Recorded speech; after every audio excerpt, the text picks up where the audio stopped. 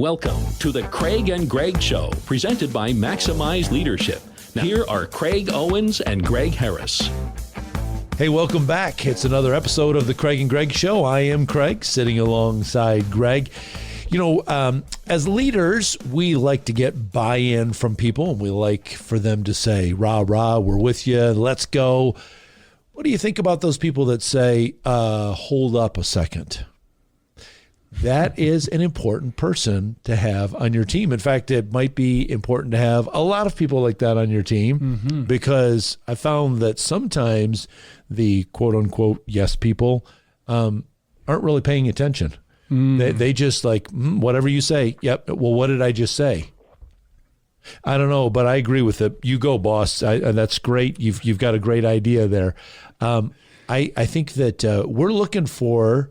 I like this. You had this phrase here. We're looking for unity, but we're not looking for uniformity. We're not looking for conformity. You know, everybody to just be kind of like little clones of ourselves. We do want to be on the same page, but not necessarily all just parroting the same phrases over and over. It would be pretty boring, wouldn't it? Yeah. If we had just a lineup, our team is 12 people on our leadership management team, and they're all robots. Yeah. It's like, I wouldn't want that. I want a little push. Yep. I want a little effort. I want to see someone kind of struggle like, well, I was hoping for the other assignment, but I'll try this, you know. Right. It's fun to see them blossom and grow when they know it's safe. Yes. You know, I think that's key word. That's kind of our, that's where we have to start, right? Is it safe to make a mistake?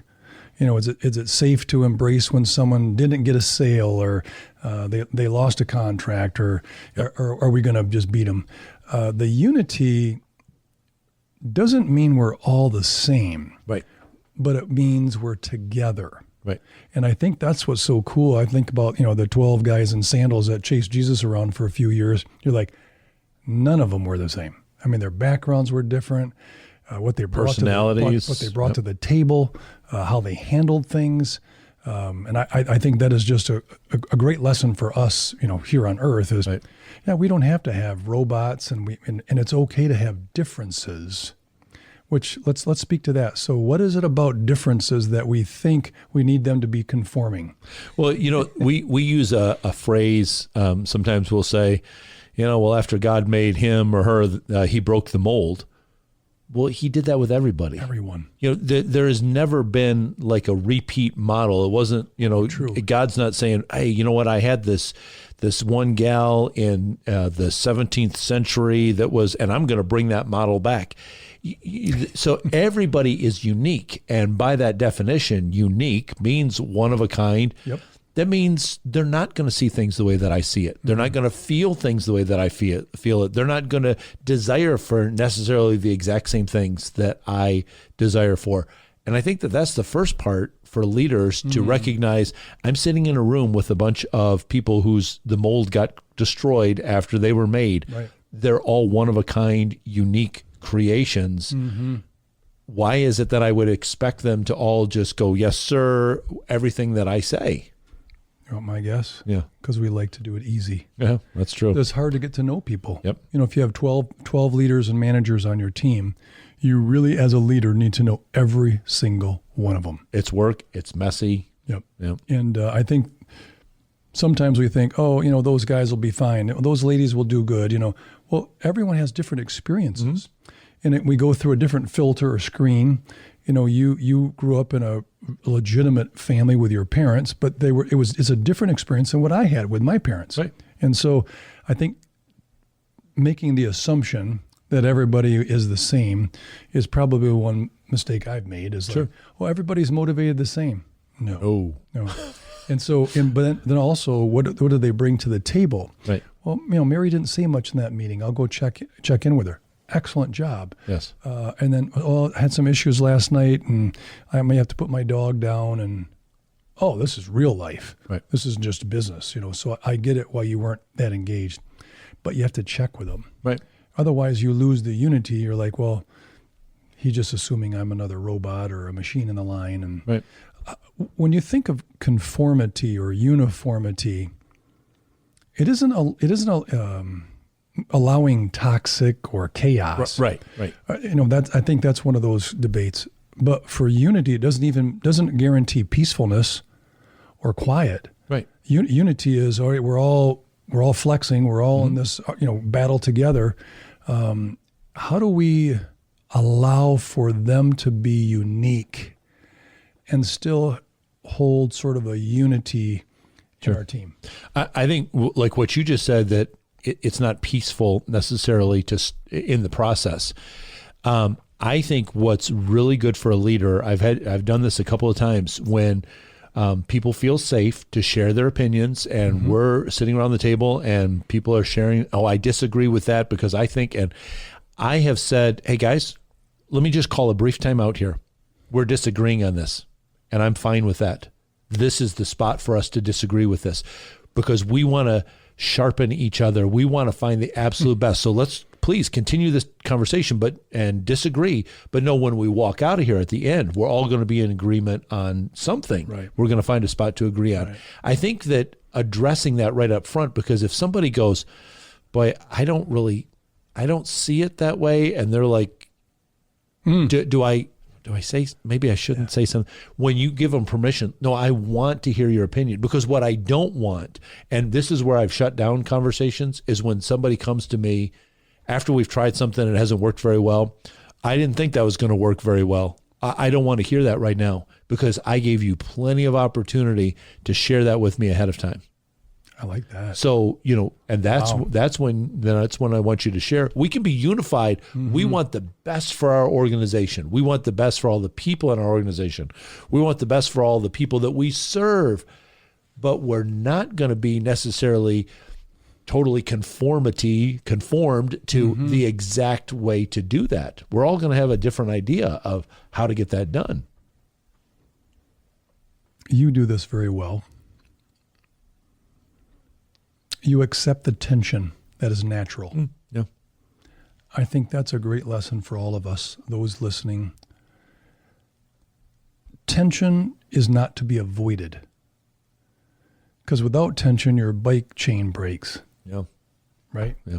And many other analogies. Why do we avoid tension? Well, it is, like I threw that word in earlier when you were talking, it's messy. Yeah. It's uncomfortable. Yeah. But, a proverb that you and I like a lot is, it says, iron sharpens iron. Think about it. Iron sharpens iron. I'm not going to get sharpened if I'm just looking for somebody that's a marshmallow. Yeah. That's not, they're always going to give in. They're always going to just defer or whatever. I don't agree with you, but whatever you want, then that's not going to sharpen anything. Right. I used to do this sometimes. I'll just use this because it's a 3-dimensional object, but I'd have my leadership team sitting around a table, and I would put something in the middle of the table, and I would ask somebody on the other opposite side from me. I'd say, what do you see on your side of the can in this case? Yeah. And they would tell me something. I'd say, well, I disagree with you because I don't see that on my side of the can. But that's why you need the whole team with their different perspectives, because they're seeing something that I'm not seeing, but I'm also seeing something that they're not seeing. Right. Somebody else maybe sitting from over this side maybe is seeing a little glimpse of what they are and a little glimpse of what I'm seeing. And so then as a team, we can pull the whole thing together. If you just have somebody that just goes, well, I don't see it, but sure, I'll just go along with you just because I don't want to disagree. I don't want to get in trouble. That's not helping anybody. No. And maybe going back, maybe one of our first sentences when we started this podcast is create that safe environment to disagree, to question, to add to it, maybe even a qualifying question or a statement. Granted, we've been in those meetings where someone always has to talk. You're like, okay, that's enough. But that's, you don't really want to shut that down, because someone who maybe only does 1,000 words in a meeting and someone does 8, you're like, well, the 8 can be quiet, but I need more out of the 1,000. But if we tell the 8 to be quiet, the 1,000 now goes to 500 words. Right. I mean, they're just going to, they're not going to face the fight. I think the tension, let's play with that a bit. Why do we avoid it? Why are we so focused, even in life, not just leadership? where, like, let's be comfortable. Yeah. Why is that? Well, if I allow you to share and I give you the safe place to be able to share something that you disagree with, then that means I also have to be open to the idea that maybe you have a better idea than I do. Yeah. And there's some leaders that are insecure that they're like, I have to be the smartest person in the room. And you and I have both been around those kind of people that they are going to let you know that they're the smartest person in the room. Can I say this? I'm thinking of two people in particular. That I was in a firm and we had a bunch of partners, and they would tell you that. And I'm like, well, if you have to tell me, then you're not. Yes. Like I want to experience your brilliance, right, but don't tell me that you're really smart, because right, I'm going to see it. I want you to prove it to me. Right. Not that I doubt you, but when you lead with that, like, I'm really smart. I've been here a long time. right. All right. So you lost a lot of information because it's different now. What is it about? I don't want to call it a know-it-all, but a person that has to be the smartest. What do we do with that? And that doesn't have to be the person who is like in charge. It could right, be a leadership team. Right. You're in a group. You're all leaders and managers and excelling. When someone has to be that person, right, how do you deal with that? Well, again, that what I have said that in the room with the people while this is going on. Listen, you need to be as open to other people's ideas as you want them to be open to your ideas. That's kind of the golden rule, because we want the best idea to win. Because if this third best, fourth best, whatever, is just the loudest, and so then that one is what comes up, or, well, he's the guy that has the power to fire us, and so we don't want to disagree with that one. If that's what happens, none of us are going to get better. Our organization's going to flounder. We're going to be mediocre. We're never going to be excellent, because there's no iron sharpening the iron. Yeah. And so you have to be open to that. And if leaders are so insecure that they're not going to let other people share that, or if you have somebody on your team that, like, well, you guys never agree with anything that I say. Well, but are you listening to their ideas? As much as you want them to listen to your ideas, are you willing to be as receptive to their ideas? Are you willing to even say, doggone it, you had a better idea than I did? Yeah, be okay. Yeah. Right. And I also try to encourage language like this too. Building on Greg's idea, I would add, so affirming that person, hey, actually what you said is what sparked an idea in my mind. So I didn't come up with something new. You actually gave me the idea, and I want to build on it. Excellent. Right. That makes the other person, let them know that they've been heard, and not just, I disagree with what you said and I'm just going to go somewhere else. But let me build on what you just said. Or, oh, man, you just gave me a great idea. Let me play off of that one. That's how we can affirm the people on the team and still get good ideas out there. What is it that us leaders need to work on then to allow someone else to have another idea, a better one? Well, I had a quote in here from my cousin. Oh, yeah. I think he can answer that question better than I can. This is. How come he's not here? Yeah, I think he's on the other side of the planet right now. But he wrote this: strong leaders respect and need no men. Versus yes men. Yes. I like it. It is weak leaders who surround themselves with the ever agreeable. Unity requires honorable disagreement. Otherwise, you don't have unity, you have just conformity. The strong leaders recognize his weaknesses and limitations and surrounds himself with those who are better, wiser, and stronger. And I love this last line. It is the fool who rejoices in the chorus around him that only sings an echo. Ooh. There's a lot of we've used a phrase that's been coined, the echo chamber. Yep. Some people say, well, on X, I only follow those people that I agree with. Okay, so you're just saying something and you're just listening for the echo to come back. Well, I like what Dick said. Then it's just a chorus of fools. If you're not going to listen, be open to listen to, like, maybe you've got a better idea that I haven't thought about before, that's pretty foolish to think that I've arrived, I know it all. Now I don't have to listen to anything anybody else says because I've got it all figured out. pretty foolish. Yeah, it is. When you think about uniformity or really very little difference, right? Agreeable, I like that word. Like, so I was around 2 organizations in leadership, and where one particular leader in each firm really wanted agreeable people. Yeah. He wanted a short meeting. Don't question me. Just go out and make money, and I'll be happy. I'll count the beans when they come in. Right. And I was like, no, it's not really how we grow. Unfortunately, for many people, they feel like they've grown in this and they've accomplished this, and that's why they're in leadership. Yep. Well, that's just when it begins. Right. Because now you really have to test your humility, your hunger, your honesty, etc. And what do you feel, Craig, the pushback is from others on the team regarding the unity? What is it that they're afraid to bring up something? They don't think it matters, even if they do bring it up. Yep. What else would you say for us as leaders to make sure we're well? I think those are probably the 2 biggest ones that I've seen. Is they either don't think very highly of their thoughts, or they think if I share something here, I'm going to get shot down. So why even share it? Why even, broach the subject, because nobody's going to listen to me. Nobody. And that could be because, you do have a controlling leader that doesn't want to hear that kind of stuff. But it could also be that they're a little bit closed-minded, like, I do have the best idea, and if people don't agree with my idea, then they're idiots and for not, thinking the same way that I'm thinking.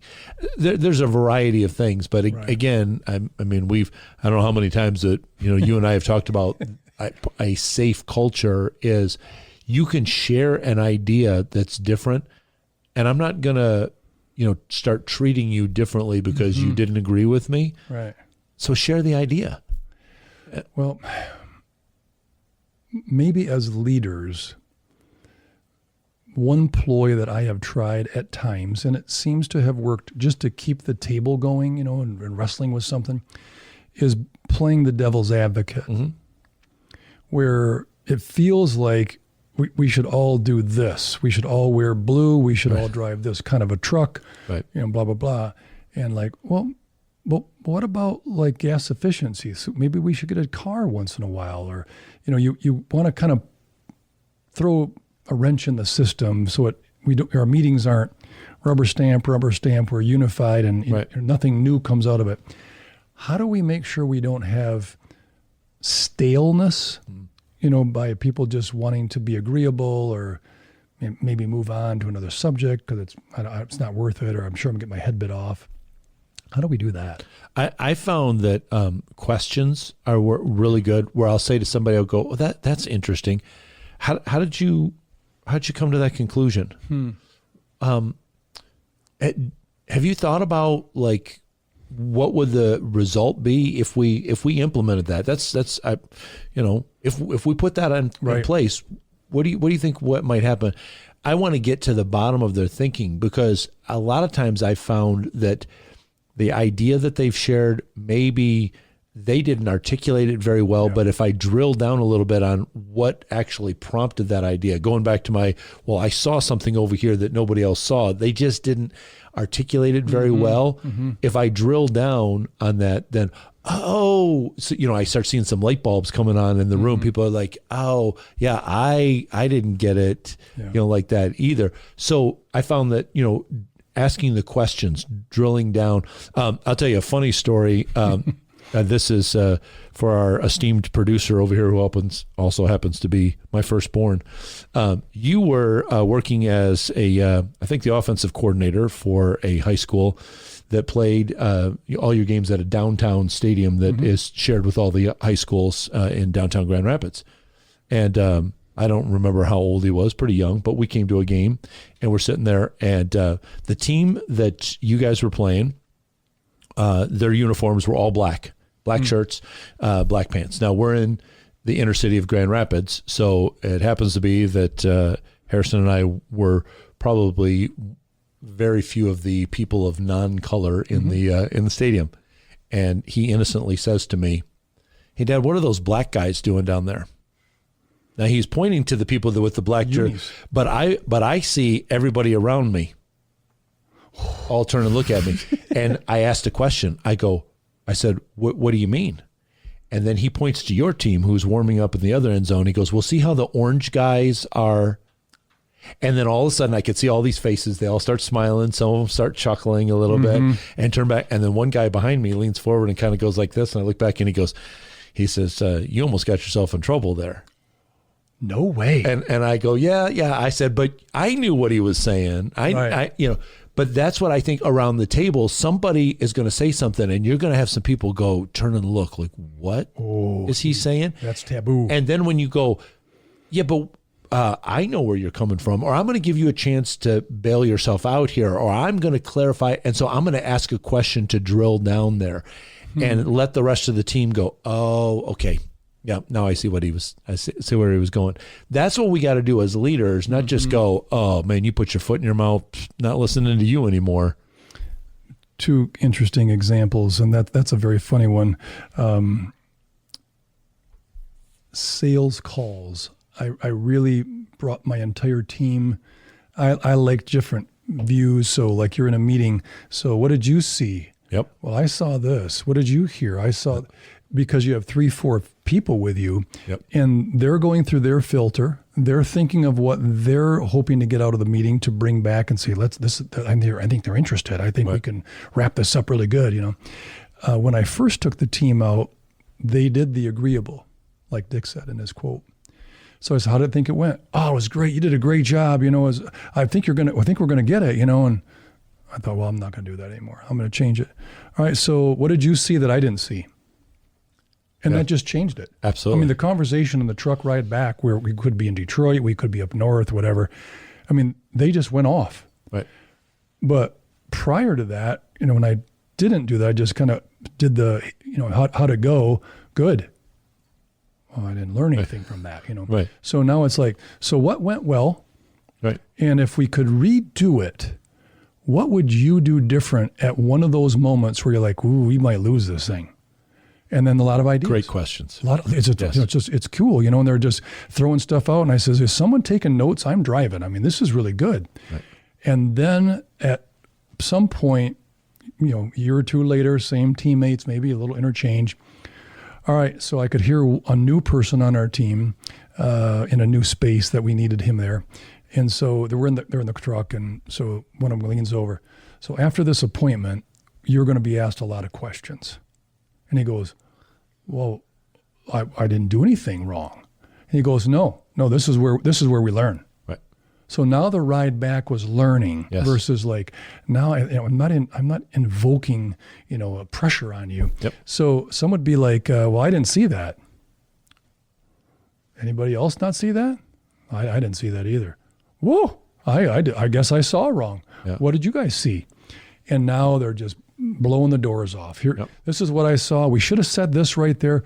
All right, so who's going to follow up with a memo to that point because we missed it? Right. And then we realize, what? In sales meetings and conversations, you're going to miss stuff. Mm-hmm. I think that's one. And then I think we'll use an analogy of a quarterback.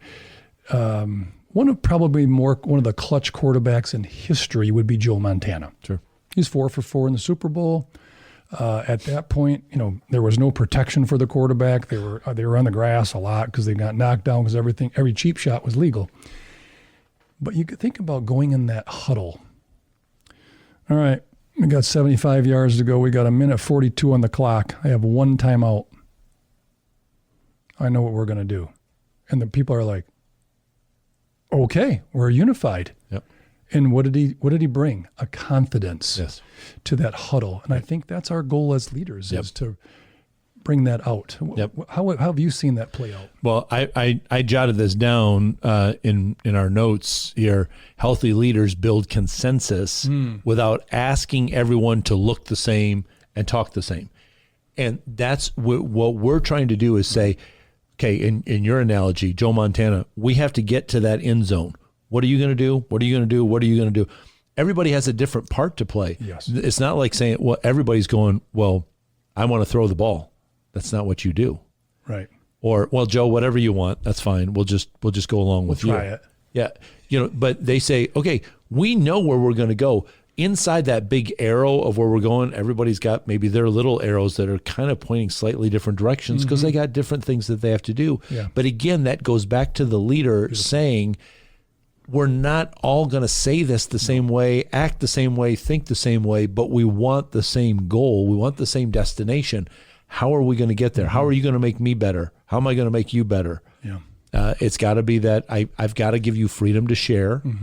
And I also then want you to be just as open to hear what I have to say. I think for an opportunity or an obstacle, so opportunity could be something positive, obstacle could be positive, it's got to work through something. Sure. I love different ways to do it. So I got a sit-down tractor, got some property to cut, grass, and I said to my son, all right, go out and cut the grass. And he says, how do you want me to do it? Well, I'd like you to cut the blades and grab the grass and dump it in the woods, but I don't care how you cut it. So he dilly-dallied around, did a maze one time, did a snail one time, just did a circle. And I said, great job. He goes, but it's not like how you did it. No, but is the grass cut? But it's not me, right? The grass is cut. And I think we have to be okay. Yes.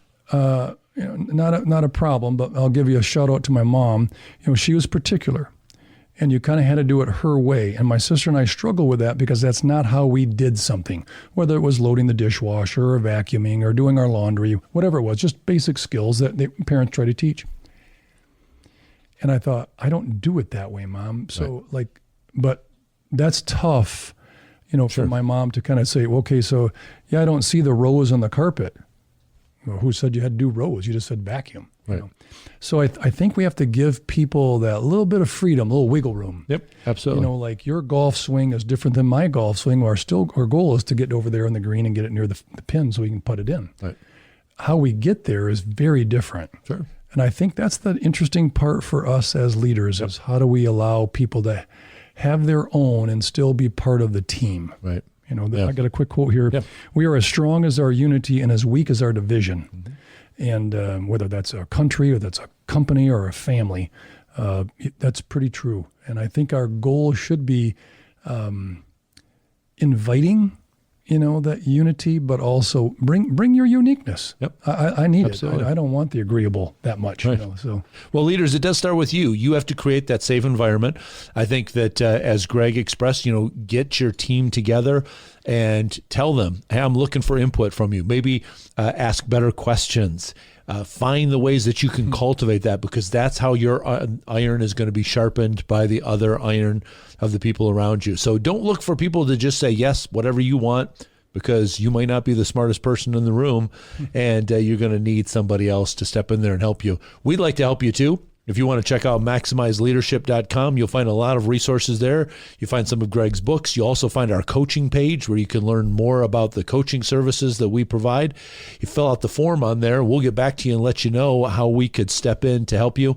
We'd also like some help from you as well. As you watch these videos or as you listen online, why don't you give us some comments, give us some feedback, maybe some ideas that we could improve on, or maybe a topic that you would like to hear a little bit more, and we'll dive into that the next time. We love getting questions from you as well that we can respond to. We want to be here to resource you, but you need to tell us the kind of resources that you're looking for, and then we can be more responsive to you. We just want to pour into your life and help you become the best leader that you can be, so that everybody around you can grow and improve as well. And when we do that, boy, we'll start making a huge change throughout our whole society. So stay in touch with us. We're going to keep pouring into you. And we got more great content that's going to be coming your way really soon. Get in touch with Craig and Greg through Twitter at Maximize Podcast or at MaximizeLeadership.com. Be sure to subscribe so you don't miss any episodes of The Craig and Greg Show.